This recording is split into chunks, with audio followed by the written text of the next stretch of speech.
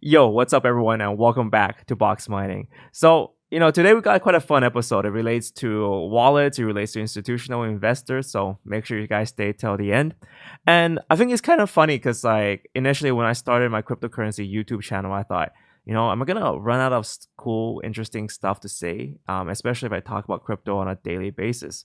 And today's a prime example of when crypto never fails to amuse. So, guys, let's go straight into it.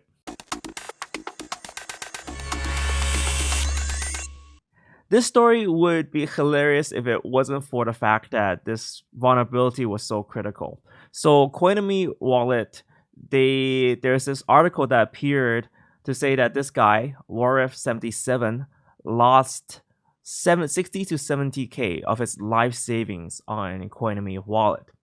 And normally you think, okay, maybe it's just FUD, maybe it's fake news. The interesting thing is this guy turns out to be a computer expert. So he used Fiddler. So this is a tool for tracking communication in and out of the wallet. And he found that this wallet sent the passphrase, his passphrase, over to Google. So this may or may not be encrypted.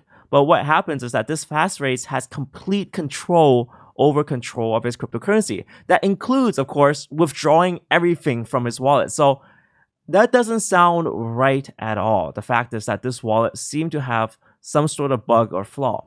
Now, there is an official statement from Coinomi, so this is definitely not FUD. And what's interesting is that they're not denying this bug.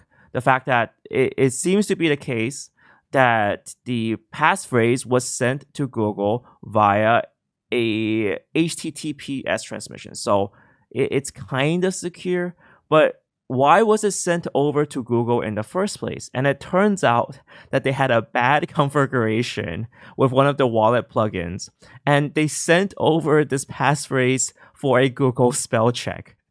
That's right, the same spell check that your grandma would use to check her new apple pie recipe. That spell check was being sent a passphrase that could contain user funds. I mean, this is just ridiculous. It's like the amount of oversight in planning this wallet is just insane. Now, in terms of panicking directly or not, it is secured by HTTPS.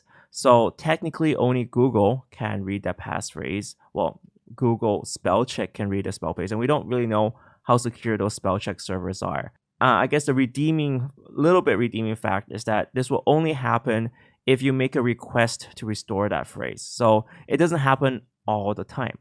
But it just baffles me how this sort of error could happen. Like, what sort of 10-cent or $10 programmer do you have as a CTO who would overlook something as critical as this? The fact is that you should never ever be able to leak one of these passphrases out to a third party, let alone Google spell check.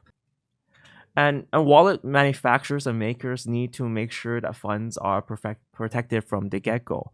I mean, in terms of hardware wallets, Trezor, Ledger, whichever one you prefer, but stick with the older companies that have been around for a while. At least they have the reputation and even the programming know-how to properly secure it over time. This next bit of news is also quite hilarious. So one of the old institutions, Julius Baer, enters a partnership with SEBA Crypto AG to provide crypto to their customers. And this is quite interesting to read. So they're entering a partnership to take advantage of innovative platform and capabilities to provide Julius Baer clients with leading edge solutions in the area of digital assets to meet an increasing demand. Okay, so what's funny? I mean, that's not too funny, right? But around a year ago, the same firm issued a stay away from Bitcoin and crypto. All crypto is bad. And they even said this: Bitcoin and cryptocurrencies are immature technologies which face severe technological, e.g. cybersecurity, governance, e.g. the power of miners on the blockchain network, and regulatory hurdles. Yeah, the same guys, just a year, obviously because over this year, we fixed all the issues with technological cybersecurity and governments, and that's why they're coming in. No, these guys were definitely looking at crypto, and they were just trying to suppress it last 1 year and a half ago. And now they realize, and this is kind of symbolic of this current institutional demand.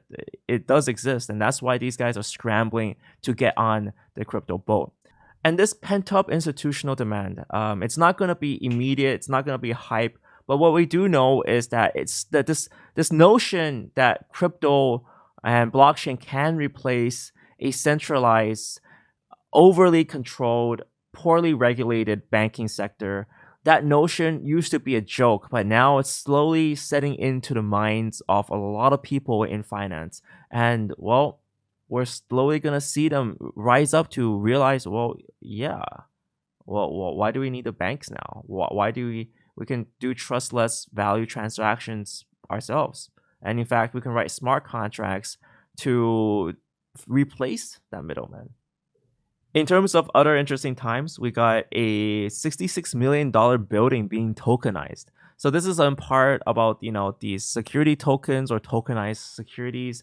This is right now being done on the Ethereum blockchain. What we're gonna see this year is more attempts to do this, to tokenize other digital assets other than just tokens and coins for crypto platforms, but real assets in real life. So this is actually quite a huge property, $65 million worth of property being tokenized and placed into ERC tokens, ERC20 tokens. Now, this year is going to be a fight for that regulatory space. And I think, personally, I think it's going to be quite a long battle to fight, especially with the fact that it's expensive to get lawyers and to have this old institution bending over to see, oh yeah, we can do it on a decentralized platform now. Next up, we have big news on the EOS front. So there's this $2.09 million of EOS, which was meant to be blacklisted. So it belonged to a hacker, and the blacklist was being placed by the arbitration group, which said, yeah, you know what, significant evidence to lock up these funds to make sure that this hacker doesn't get away with stealing funds. So unfortunately, this new block producer, games.eos, they didn't set the blacklist correctly. And because it needed this kind of all these block producers to be cooperating with the block list, with this blacklist rather, unfortunately, this account got unlocked and the hacker got to withdraw their funds. So what does it say about EOS? It tells us exactly that EOS is pretty early on in the development stages. It's unfortunate that they weren't able to block these funds. We got people on both sides saying, EOS failed to build a Byzantine fault-tolerant blacklist, stating that, well, one bad player or one misconfigured blacklist can trigger this entire account to be unlocked. Oops. But the other flip side is you can say, well, EOS is still very early on in the development. So it really depends on which view you take on EOS. Onto other stuff, Brave Software, they partner with Tap Network to put essentially allowing Brave to be spent on more areas. And I think we're going to see this more often, just crypto being able to be spent on other places. So good for Brave. We also have OKex, they're doing 5 times leverage. I kind of laughed when I saw this. I'm like, do we really need to encourage people leveraging more? I mean, that's just turning crypto into a whole gambling casino. And crypto is just so crazy, guys. I mean, in fact, every single price can go up 20% in a day, Bitcoin, Ethereum, you name it. And then it can just drop back down. So in a space of few hours. And that could potentially completely wreck your trade. So just be really careful in this space, guys. And that's it for today's news update. So yeah, today I'm actually kind of FOMOing into the whole Galaxy S10. It looks really cool, and Apple doesn't have any indication that they're gonna do blockchain stuff soon. So maybe I'm gonna switch my active phone to Android now, especially with that 3-camera setup. It looks really cool. So what are your thoughts on the Galaxy S10? Did you guys pre-order one? Are you guys thinking of getting one, or do you guys absolutely hate it? Leave a comment in the comment section below. I would love to know what you guys think.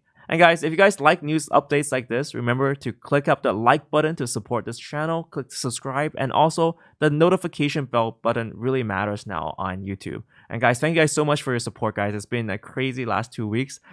Just really appreciate it. Thank you guys so much for watching. See you next time.